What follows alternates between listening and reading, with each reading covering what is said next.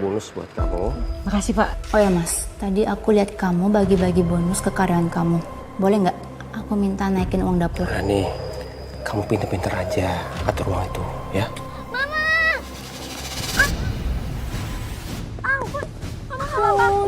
Aku jebol mama sih, nggak mau beliin aku sepatu. Mas, sepatu Nova rusak. Kayak gini di Seoul juga masih aman kok, masih bisa. Apa susahnya sih Mas nyenengin anak kamu? Terus kamu nyalain aku? Hah? Kamu ini sebagai istri itu nggak berguna, apa sih? Kamu royal ke orang lain, sedangkan ke istri kamu? Hah? Ngacak. Kamu mau ngapain? Kamu jangan bakar pakai mau kirim, mah. Kamu harus ingat, surga kamu ada sama aku. Tak ada yang lebih menyakitkan. Bertahun-tahun mendampingi, tapi tak pernah dianggap penting. Seorang istri begitu tulus dan setia membangun rumah tangga, tapi dianggap orang asing oleh suaminya sendiri. Bahkan untuk bersuara pun, ia tidak didengar. Benarkah surga seorang istri berada di bawah telapak kaki suami? Apa kabar pemirsa? Senang sekali bisa kembali menjumpai Anda dalam catatan hati perempuan. Ruang berbagi kisah dan tempat menemukan kekuatan di balik setiap luka yang terpendam. Kali ini kita akan mendengarkan kisah dari seorang istri yang begitu tulus mencintai suaminya. Namun balasan yang dapatkan justru adalah sakit hati. Dan seperti apa kisah hidupnya? Mari kita sambut Lisa. Halo Mbak Lisa, apa kabar? Baik. Silakan Mbak duduk. Mbak, terima kasih banyak Mbak sudah hadir di sini mau berbagi kisahnya. Apakah Mbak Lisa sudah siap? Siap Mbak. Silakan Mbak. Awalnya saya menikah dengan suami saya berharap untuk mendapatkan kebahagiaan. Awal pernikahan memang saya selalu dikasih perhatian lebih, kasih sayang lebih. Namun hari demi hari, waktu demi waktu, suami saya berubah.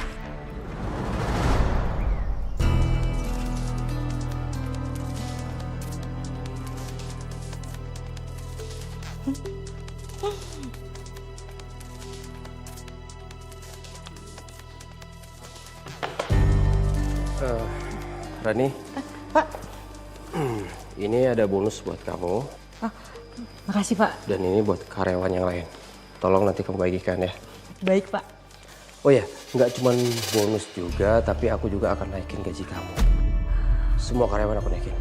Serius Pak? Ya, karena aku tahu sekarang apa-apa tuh semakin mahal. Ya ampun, makasih banyak ya Pak. Bapak baik banget deh. Saya senang banget loh Pak punya bos kayak Bapak. Kok aku merasa dia ini seperti mau mencari perhatian Mas Andre ya? Ya, sama-sama. Ibu, sampai repot-repot bawain teh, sini saya bantu. Nggak usah. Ini rumah saya. Jadi ini tugas saya bukan tugas kamu. Silakan diminum. Saya niatnya cuma mau bantu kok Bu.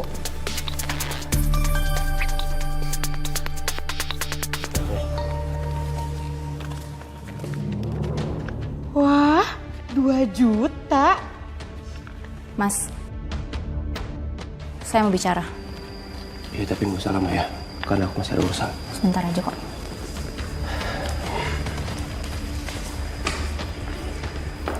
Kamu mau ngomong apa? Aku perhatikan kayaknya Rani sekretaris kamu mencoba menggoda kamu deh. Kamu tuh mikir apa sih? Mana mungkin dia goda-godain aku di rumah aku sendiri? Mas mikir aneh-aneh. Oh ya Mas, tadi aku lihat kamu bagi-bagi bonus ke karyawan kamu. Boleh nggak aku minta naikin uang dapur? Soalnya apa-apa naik Mas. Aku jadi susah ngatur duit buat masak.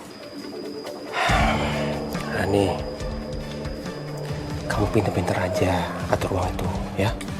Ya itulah gunanya istri. Harus hemat-hemat. Kamu tuh gimana sih Mas? Kamu bisa royal sama pegawai kamu. Sedangkan aku dan keluarga kamu perhitungan. Buat kamu dan anak kita juga, Mas. Kamu tuh gak usah ngatur aku. Ya, udah apa-apa tuh gak usah protes. Saya hanya dituntut sama dia untuk patuh dan tunduk terhadapnya. Karena surga itu ada di telapak kakinya. Ingat ya, surga kamu ada di telapak kaki aku. Ingat itu.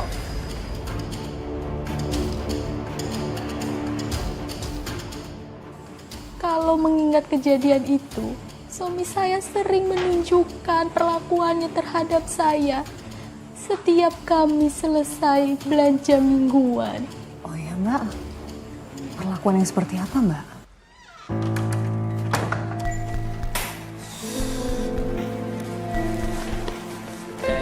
Tunggu. Bonnya mana? Aku duluan ya Mas, aku mau beresin belanjaan. Aku mau lihat dulu bonnya mana.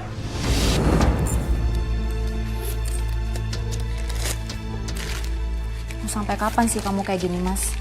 Kayak di dunia cuma kamu deh, suami yang ngecek bon belanjaan istrinya. Kita udah nikah 8 tahun loh, tapi kamu masih gak percaya sama aku. Aku tuh nggak mau sampai kamu tuh hilaf dan berbuat dosa. Kalau kamu tuh ngambil uang aku. Astagfirullahaladzim Mas. Demi Allah Mas, aku gak mungkin ngelakuin hal itu. Mana mungkin aku ambil uang suami aku. Rani, manusia itu tempatnya dosa dan hilaf. Ya, aku kayak gini tuh mau jagain kamu aja. Biarin semua itu benar kok. Kamu beresin nih. Nah. Udah. Jadi saya lebih memilih untuk mengalah dan lebih memilih untuk ketenangan, untuk menjaga mental anak saya, Mbak. Mbak, lagi-lagi istri yang jadi korban perasaan. Maaf ya Mbak ya, apa Mbak terpikir untuk melakukan sesuatu? Mbak terima diperlakukan seperti itu terus? Sebenarnya saya nggak terima. Bahkan suami saya lebih percaya terhadap pegawainya dibanding saya sebagai istrinya, Mbak. Sabar Mbak, sabar. Bro, gua lagi ada proyek besar-besaran nih. Dan nilainya itu bisa miliaran. Ya boleh aja sih kalau memang lu mau join atau mau invest di tempat gua. Tapi mohon maaf ya, kalau misalkan nilainya nggak miliaran, gua nggak bisa bro. Yaudah bro, kalau gitu nanti kita sambung lagi ya. Oke, yuk. Maaf Pak, saya mau minta tanda tangan Bapak buat persetujuan penyewa. Oh, oke. Ini Pak.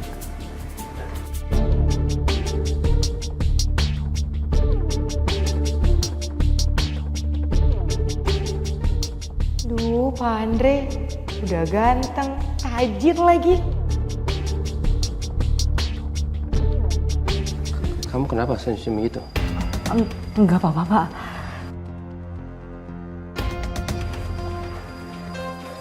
Kamu mau nggak nanti malam temenin saya makan? Yang bener Pak. Iya bener. Mau nggak? Mau Pak. Yaudah kalau gitu kamu siap-siap Ki. Ya udah, saya ambil ya Pak. Oh iya, silakan.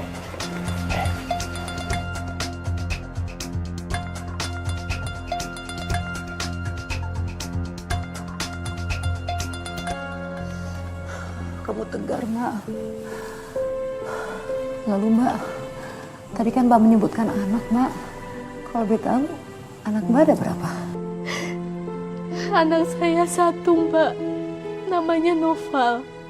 Dan perlakuan suami kepada Noval bagaimana Mbak? Sama saja, Mbak.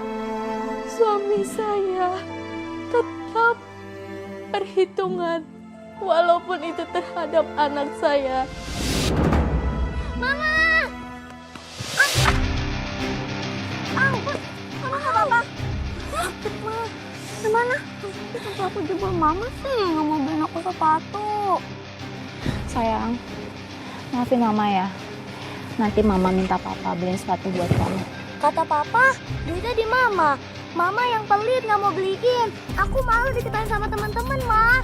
Mama jahat. Mama pelit. Papa, tunggu. Andi, Iya, Mbak kamu yang jemput Yoga? iya Lina ada urusan di kampung, ada kawinan sepupu. Oh ya, aku doanya anak aku lagi ngambek. Iya.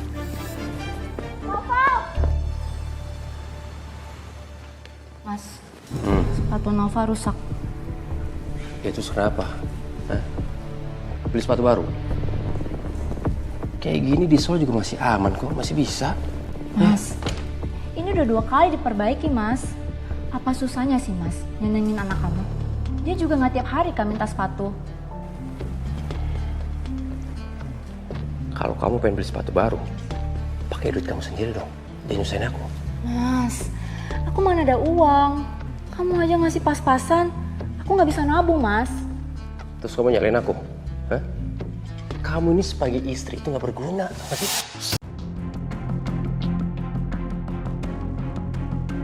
Bisanya nggak mau ngambil duit aku aja. Mas, Ya kamu atur dong. Beli yang murah-murah kayak apa-apa. Boros banget sih kamu. tadi Novel nyalain aku, Mas. Dia bilang aku pelit, Mas. Kamu masa nggak mikirin perasaan aku sih? Urusan rumah tangga itu urusan kamu. Ya, cukup nggak cukup, ya kalau harus cukup. Nggak usah boros makanya jadi orang.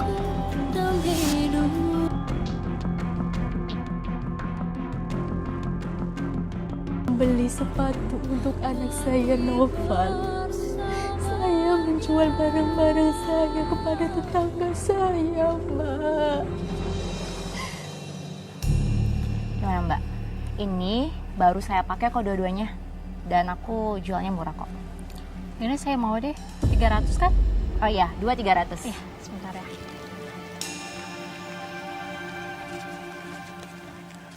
Makasih ya.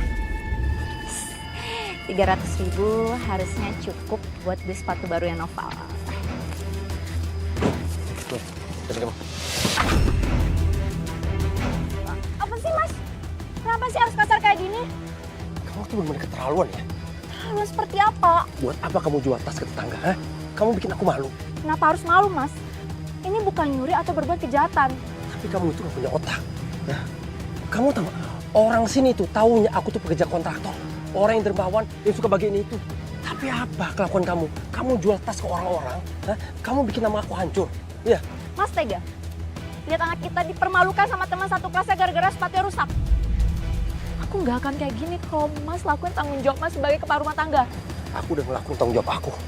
Itu menurut takaran Mas, bukan takaran aku. Kalau Mas nggak bisa ngasih, gak usah usik aku. Aku cari jalan keluarnya sendiri. Dia menganggap saya sudah berani menantangnya. Jadi Mbak, akhirnya kalian jadi makin sering bertengkar. Bener, Mbak. Malah sekarang soal kecil bisa diributkan. Padahal saya nggak pernah nuntut macem-macem. Saya nggak pernah minta dibelikan apa-apa. Saya hanya menuntut perhatian lebih untuk kebutuhan anak saya. Mbak, kamu tuh ibu yang hebat, kamu ibu yang baik. Saya bisa melihat betapa Mbak mencintai anak Mbak. Tapi Mbak gini Mbak, kebutuhan anak kan banyak Mbak. Terus gimana dong Mbak? Kamu dengan keterbatasan keuangan gimana kamu bisa memberikan itu kepada anak kamu? Saya memutuskan untuk mencari uang sendiri, Mbak. Van, kenapa kamu bayar uang tur anak aku? Tadi wali kelasnya nelpon kalau uang turnya Nova udah dibayar sama kamu. Kemarin anak aku cerita tinggal Noval yang belum bayar turnya. Padahal kemarin kan batas waktu bayar terakhir. Yoga takut kalau Noval nggak ikut. Kebetulan tadi kan aku antar sekolah, jadi aku langsung bayarin. Tapi Van, harusnya kamu gak berbuat hal seperti ini. Aku kan jadi gak enak sama kamu. Kamu lagi ada kesulitan keuangan. Aku cuma mau bantu kamu aja. Bantu apa? Aku kan importir barang-barang home care.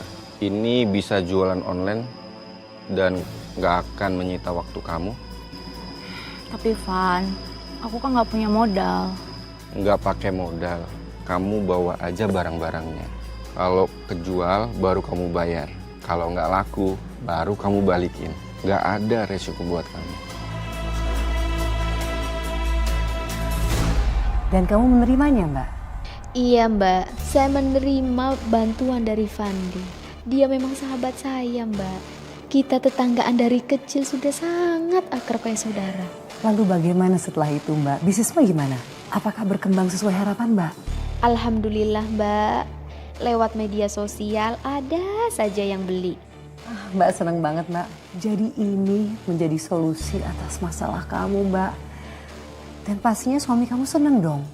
Kamu mendapatkan penghasilan tambahan dan gak perlu bergantung hanya dari uang bulanan suami. Sayangnya tidak seperti itu Mbak yang saya dapatkan.